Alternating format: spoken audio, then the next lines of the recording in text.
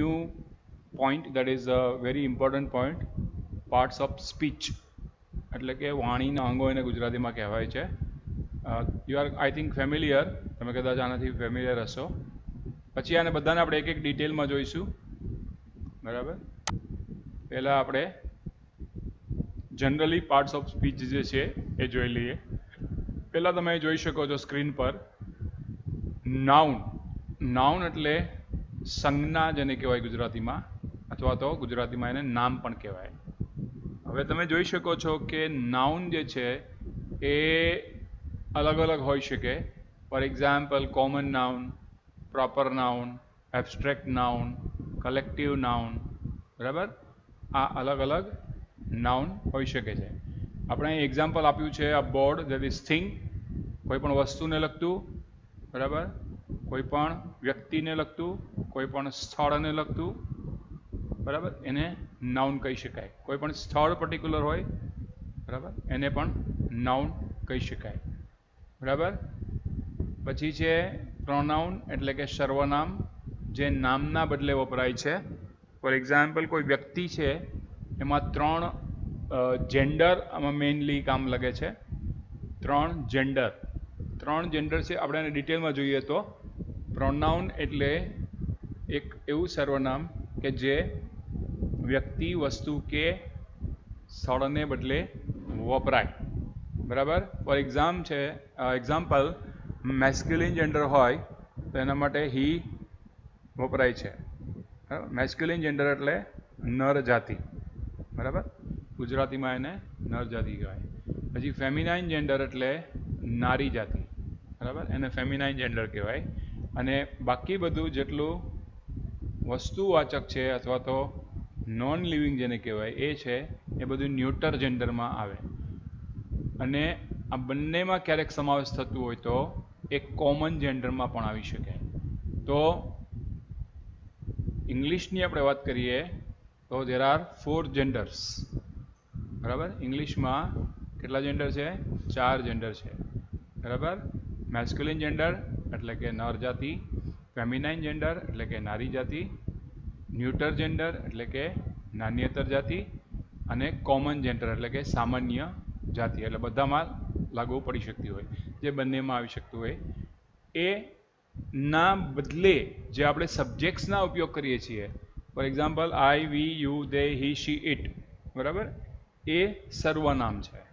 એને personal pronounce કહેવાય. બરાબર, જે નામને બદલે વપરાય છે. બરાબર, આ બે ક્લિયર થઈ ગયું. વર્બ, હવે તમે જાણો છો વર્બ એટલે ક્રિયાપદ, જે એક્શન કહેવાય છે, જે નામના બદલે ક્રિયાપદ એ વાક્યનો આત્મા છે. ઇન ધ સેન્સ કે it is the soul of the sentence. Without verb action can not be done or sentence can not be framed. Okay, જો વર્બ હશે તો જ એ વાક્ય બનશે. ક્યારેક આપણે એવું લાગે છે કે ભાઈ આમાં તો વર્બનો ઉપયોગ નથી. For example he is a smart boy. બરાબર, આમાં ક્યાંય વર્બ નથી આવ્યું. એમાં વર્બ છે. ઇઝ જે છે એ ટુ બીનું ફોર્મ છે. બરાબર, એટલે ક્યાંય પણ એમ is, are, was, were, shall, will આવ્યું હોય એ ટુ બી ફોર્મ વર્બ છે. સમજી લેજો. એટલે કોઈ પણ વર્બ વગર ક્રિયા બનતી નથી, એટલે કે વાક્ય બનતું નથી. અહીંયા તમે જોઈ શકો છો કે to come, to read, to write એ અંગ્રેજી ભાષાનું સૌથી ટૂંકું ક્રિયાપદ એ ગો છે. ગો છે એ સૌથી ટૂંકું ક્રિયાપદ છે. બરાબર, હવે આપણે ક્રિયાપદની વાત કરીએ છીએ તો જરા નોટ ડાઉન કરી લેજો. વર્બના 5 ફોર્મ્સ છે. there are 5 forms of the verb. V1 means ક્રિયાપદનું મૂળ રૂપ. બરાબર, that is main verb. ક્રિયાપદના જે 5 રૂપો છે એમાં V1 જે છે એ V1 means ક્રિયાપદનું મૂળ રૂપ એટલે કે મેઇન વર્બ. બરાબર, એટલે મેઇન વર્બ જે છે એ મોટે ભાગે આપણે સાદા વર્તમાન કાળમાં તમને ખબર હોય તો ક્યાં વાપરીએ છીએ?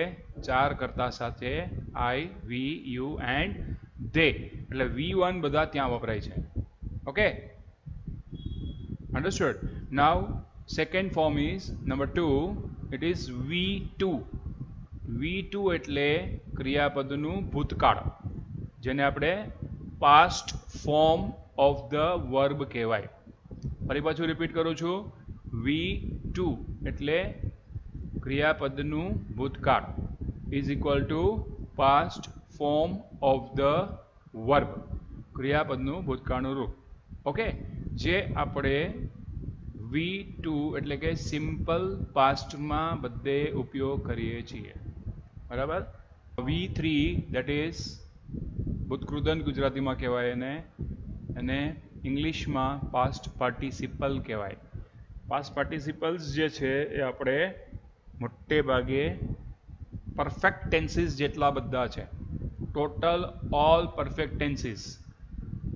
બરાબર. પરફેક્ટ કન્ટિન્યુ નહીં, એ ધ્યાન રાખજો. પરફેક્ટ ટેન્સીસમાં ખાલી એનો ઉપયોગ કરીએ છીએ. બરાબર. અને પ્લસ પેસિવ વોઇસમાં એનો ઉપયોગ કરીએ છીએ. બરાબર. પેસિવ વોઇસ જેટલા પણ આપણે કરીશું એ બધા જે ક્રિયાપદ જે કોઈ ફોર્મમાં હશે એનું V3 થઈ જશે. બરાબર. Understood? Now V4 is, V4 એને ગુજરાતીમાં કહેવાય વર્તમાન કૃદંત. બરાબર. અને ઇંગ્લિશમાં કહેવાય પ્રેઝન્ટ પાર્ટિસિપલ. બરાબર. શું કહેવાય એને? V4 મીન્સ વર્તમાન કૃદંત, અને ઇંગ્લિશમાં એને કહેવાય પ્રેઝન્ટ પાર્ટિસિપલ. એનું વર્બ ફોર્મ છે વર્બ પ્લસ આઈએનજી, એટલે કે આઈએનજી વાળું ક્રિયાપદ. ઓકે, આ આપણે બધા જ કન્ટિન્યુઅસ ટેન્સમાં ઉપયોગ કરીએ છીએ. ટોટલ કન્ટિન્યુઅસ ટેન્સ જેટલા છે એ બધામાં આપણે આઈએનજી વાળા ક્રિયાપદનો ઉપયોગ કરીએ છીએ. એટલું જ નહીં, પણ ક્યારેક આઈએનજી વાળું જે ક્રિયાપદ છે એ એક્ઝેક્ટિવ પણ હોઈ શકે. It can be executive also.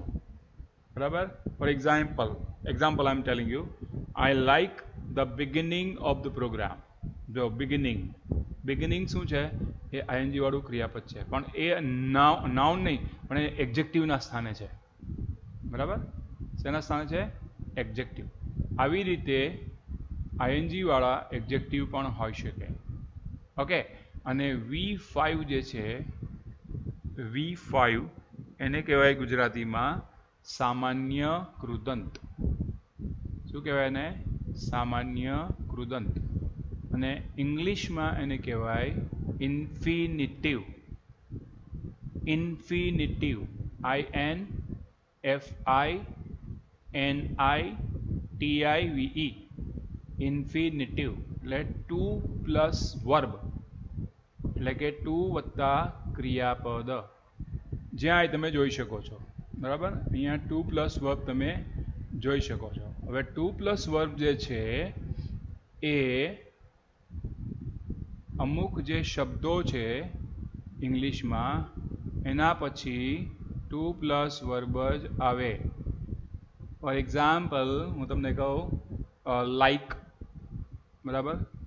Like, want, wish, Dzire, એન્ડ્યોર. બરાબર. Ready, eager. આવા જે શબ્દો છે એના પછી 2 પ્લસ વર્બ જ આવે.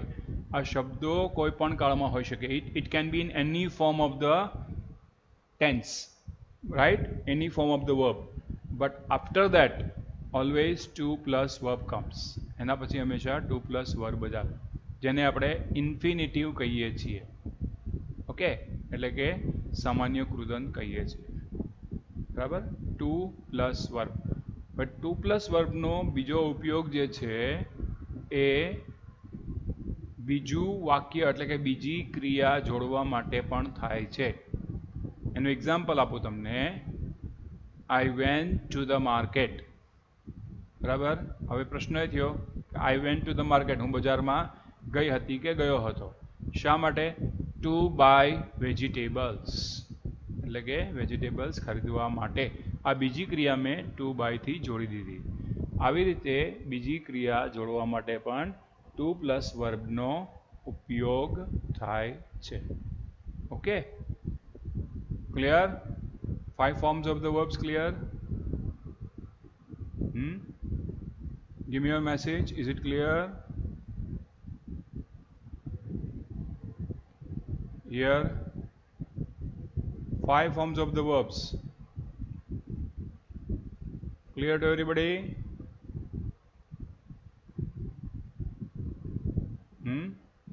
બધાને ક્લિયર ભાઈ?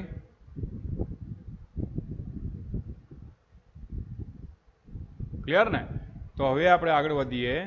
આમાં તમે જોઈ શકો છો કે સૌથી ટૂંકામાં ટૂંકું જે રૂપ છે ક્રિયાપદનું એ ગો છે. એનાથી ટૂંકું રૂપ કોઈ છે જ નહીં ભાઈ. ગો સૌથી નાનામાં નાનું રૂપ છે ક્રિયાપદનું. બરાબર? પછી આગળ બધા 3 લેટર વર્ડ્સ ને 4 લેટર વર્ડ્સ ને મોર દેન 4 લેટર વર્ડ્સ આવી શકે છે. બરાબર? પણ માત્ર 2 લેટર વર્ડ્સનું એક જ ક્રિયાપદ છે, that is go. A go છે. બરાબર? એટલું જ નહીં, એના પછીનો જે પ્રકાર છે પાર્ટ્સ ઓફ સ્પીચનો એ તમને અહીંયા એડવર્બ. બરાબર? એડવર્બ એટલે ક્રિયા વિશેષણ. હવે એડવર્બ તમે ઓલરેડી ભણ્યા જ છો. કોઈ પણ શબ્દની નાઉન કે એની પાછળ તમે જ્યારે ly લગાડો, y લગાડો ત્યારે એડવર્બ બને છે. બરાબર? અહીંયા એવું નથી, પણ ક્યારેક એના સિવાયનું પણ એડવર્બ હોઈ શકે. અહીંયા તમે એક્ઝામ્પલ તમે જોઈ શકો છો, ગો સ્લોલી. જો ly છે શું છે? એડવર્બ છે. બરાબર? પછી અહીંયા કમ ફાસ્ટ, તો આ ફાસ્ટ શું છે? એડવર્બ છે. પછી ડ્રાઈવ સેફલી, તો અહીંયા ly જે છે શું છે? એડવર્બ છે. બરાબર? એડવર્બ એટલે ક્રિયા વિશેષણ. બરાબર? ક્રિયા વિશેષણ એટલે કોઈ પણ નાઉન કે એડજેક્ટિવની પાછળ, નાઉન મેજોરિટી પાછળ ly લગાડવાથી કે y લગાડવાથી એડવર્બ બને છે. આ પ્રત્યયો કહેવાય ને. ly ને y શું છે? એ પ્રત્યયો છે. બરાબર? જેને ઇંગ્લિશમાં પ્રિફિક્સ અને સફિક્સ કહેવાય. બરાબર? પ્રિફિક્સ એટલે પહેલા જોડાતા પ્રત્યયો, મીન્સ બિફોર ધ વર્ડ. બરાબર? પ્રિફિક્સ એટલે શું? પ્રત્યયો એટલે પહેલા જોડાતા પ્રત્યયો, અને પ્રિફિક્સ કહેવાય. પ્રિફિક્સ જોડવા માટે પ્રિફિક્સ જોડીને તમે મેજોરિટી નાઉન બનાવી શકો છો. en જેવો શબ્દ લગાડીને, ફોર એક્ઝામ્પલ ડેન્જર, તો એન્ડેન્જર. બરાબર? પછી એવા ઘણા શબ્દો છે. મોટે ભાગે પ્રિફિક્સ લગાડવાથી શું બને છે? ઓપોઝિટ વર્ડ્સ બને છે, જેને બીજી વર્ડમાં એન્ટોનિમ્સ કહેવાય છે. બરાબર? એન્ટોનિમ્સ બને છે એટલે કે ઓપોઝિટ વર્ડ બને છે. એના પ્રિફિક્સ જે વર્ડ છે એ તમે જોઈ શકો છો કે IR, IL, બરાબર, IM, IN, UN, આ બધા શબ્દો જોડવાથી, પ્રિફિક્સ લગાડવાથી મોટે ભાગે ઓપોઝિટ વર્ડ્સ બને છે. બરાબર? અને સફિક્સ એટલે પાછળ જોડવામાં આવતા પ્રત્યયો. ફોર એક્ઝામ્પલ, નાઉન બનાવવા માટે, એડજેક્ટિવ બનાવવા માટે, એડવર્બ બનાવવા માટે સફિક્સનો ઉપયોગ કરીએ છીએ આપણે. હવે સફિક્સ કયા કયા? તો કે મેન્ટ, ઓપોઝિટ વર્ડ પણ બની શકે. બરાબર? પછી મેન્ટ છે, ANCE છે, ENCE છે, LY છે, એમાં એડવર્બ પણ આવી જાય. બરાબર? પછી TION છે, ION છે. આ બધા જ સફિક્સ પ્રત્યયો એટલે કે પાછળ જોડાતા પ્રત્યયો લગાડવાથી નાઉન કે એડજેક્ટિવ કે એડવર્બ બનાવી શકાય છે. બરાબર? ઓકે. આફ્ટર ધીસ એડજેક્ટિવ એટલે કે વિશેષણ. વિશેષણ એટલે શું? તો કે ભાઈ નામના અર્થમાં વધારો કરે. જે કંઈક નામ છે એમાં કંઈક વિશેષ આપે. બરાબર? એને કહેવાય વિશેષણ, જેને ઇંગ્લિશમાં એડજેક્ટિવ કહેવાય છે. બરાબર? ફોર એક્ઝામ્પલ બોર્ડ, તો એ બોર્ડ તો નાઉન છે. બરાબર? પણ આપણે બોર્ડના અલગ અલગ કલર, રંગો હોઈ શકે. ભાઈ આઈ નીડ વ્હાઇટ બોર્ડ, મારે સફેદ બોર્ડ જોઈએ છે, તો વ્હાઇટ બોર્ડ જે છે એ એડજેક્ટિવ છે. બરાબર? પછી બોય, તો બોય ઇઝ અ નાઉન. એની આગળ તમે એડજેક્ટિવ લગાડશો, clever boy, smart boy, intelligent boy. Right. For example girl તો dashing girl, smart girl, beautiful girl. તો આ જે શું છે એ એડજેક્ટિવ છે. ફોર એક્ઝામ્પલ બાઇક તો બાઇક છે તો shiny bike, new bike, fast bike, black bike. આ બધા એક્ઝામ્પલ મેં તમને અહીંયા આપ્યા છે. ઓકે, તો આ લગાડવાથી વિશેષણ બને છે. બરાબર. પછી પ્રેપોઝિશન તમે જોઈ શકો છો. પ્રેપોઝિશન એટલે નામયોગી અવયવ કહેવાય એને ગુજરાતીમાં. હવે તમે જોઈ શકો, ખબર જ છે તમને પ્રેપોઝિશન એટલે શું. On, under, near, beside, behind, below. બરાબર. આ બધા જ ફ્રોમ, વિથ, એટ, આ બધા શું છે એ પ્રેપોઝિશન છે. હવે પ્રેપોઝિશન એટલે શું? What is the meaning of preposition? Preposition means we keep any object or a person at any place and then asking about for that question. Asking about that question. Asking about the place, asking about the thing, asking about the person. For example, તમે જોઈ શકો છો અહીંયા mobile બધાને દેખાય છે? Screen નહીં દેખાતો. હા, ફોર એક્ઝામ્પલ તમારા હાથમાં મોબાઈલ છે, રાઈટ. એ મોબાઈલને તમે જ્યાં બેઠા છો, ચેર પર બેઠા છો, સેટી પર બેઠા છો, ટેબલ પર બેઠા છો, એની નીચે મૂકી એને પેલા સ્થાન આપી અને પછી તમે પૂછો પોતાની જાતને where is the mobile, automatically તમારા મોઢામાંથી આન્સર નીકાળશે the mobile is under the chair. બરાબર. The mobile is under the chair. તો આ અંડર શું છે એ પ્રિપોઝિશન છે. પ્રિપોઝિશન મીન્સ એને શોર્ટ આઉટ કરો તો પ્રીપોઝિશન. પ્રી એટલે પહેલા, પોઝિશન એટલે સ્થાન આપવું. બરાબર. એટલે કોઈ પણ ઓબ્જેક્ટ્સ, કોઈ પણ વ્યક્તિ, જે કંઈ કહો, પર્સન કે કોઈ પણ પ્લેસ, એને પહેલેથી સ્થાન આપો અને પછી એના વિશે પૂછો અને જે કાંઈ શાબ્દિક અવયવ નીકળે, નામયોગી અવયવ નીકળે, એને કહેવાય preposition. Is it clear? Examples મેં તમને આપ્યા છે. In, into, on, over, between. બરાબર. Before, etcetera. Here over is there. You can see that over. So on and over there is a difference. On, above and over. હવે on જે છે એ એના માટે વપરાય છે જે ઓબ્જેક્ટની નીચેની જે લેયર છે એ કોઈ પણ બીજા ઓબ્જેક્ટની ઉપરની સપાટીને અડી જાય અને જે એના વિશે પ્રશ્ન પૂછવામાં આવે એના માટે ઓન છે. For example, the mobile is on the stand. Stand, કારણ કે મોબાઈલની નીચેની સપાટી અને સ્ટેન્ડની ઉપરની સપાટી બંને અડી ગયા છે. ઓકે, એટલે એના માટે ઓન વપરાય છે. પછી અબોવ. અબોવ એટલે કોઈ પણ વસ્તુ એક જગ્યાએ ઉપર ફિક્સ થયેલી હોય. For example, the wall is above my head or the wall is fixed above the cupboard. right? cupboard ની ઉપર, કારણ કે પર્ટિક્યુલર આપણે એને એક સ્થાન આપેલું છે. ઓકે, તો એના માટે above વપરાય છે. અને over જે છે એ કોઈ પણ ઓબ્જેક્ટ મૂવિંગ પોઝિશનમાં હોય, હલનચલન કરતી સ્થિતિમાં હોય. For example, the birds are flying over the farm. બરાબર ને, કારણ કે બર્ડ છે એ મૂવિંગ સ્થિતિમાં છે. For example, the fan is running over my head. I think over your head also the fan might be running. તમારી ઉપર પણ પંખો ચાલતો હશે, હે ને? So you can use the fan is running over my head. તો on, over અને અબોવ, આમાં આટલો ડિફરન્સ છે. બીજું અહીંયા તમે નીચે આવી શકો, ઇન અને ઇનટુ. આમાં ત્રણ છે. બીજું ઇન, ઇનટુ અને ઇનસાઇડ. બરાબર. ઇન એટલે ની અંદર, એટલે કે માં, મૂકવું. બરાબર, માં એવો અર્થ થાય. પછી ઇનટુ એટલે વધારે થોડુંક ઊંડાણપૂર્વક, અને ઇનસાઇડ એટલે વધારે પડતું અંદરના ભાગમાં, જે તમે જોઈ શકો નહીં. For example, I am keeping this handkerchief into my pocket, બરાબર. એ મૂક્યા પછી તમને હેન્ડકરચીફ દેખાતો નથી. Okay, understood. તો આ ડિફરન્સ છે. મિનિંગ સરખા છે પણ થોડો ડિફરન્સ છે, જેને કહેવાય પ્રેપોઝિશન. હવે એનું તમે ગુજરાતીમાં આ જોઈ શકો છો, જેનું નામની આગળ સ્થાન છે, એટલે કોઈ પણ નાઉન છે, નાઉન એની આગળ એનું સ્થાન છે. મેં તમને કીધું ને પ્રીપોઝિશન. પ્રીપોઝિશન એટલે પહેલા સ્થાન આપવું અને પછી એના વિશે પૂછવું.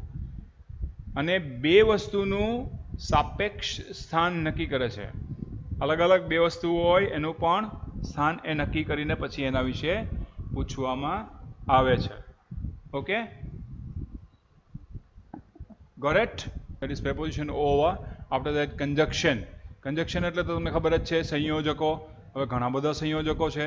સંયોજકો એટલે શું? તો કે બે વાક્ય, બે વ્યક્તિ, બે સ્થળ ને જોડતો શબ્દ, એને કહેવાય સંયોજકો, બરાબર. That is called connectives, conjunctions or joining words.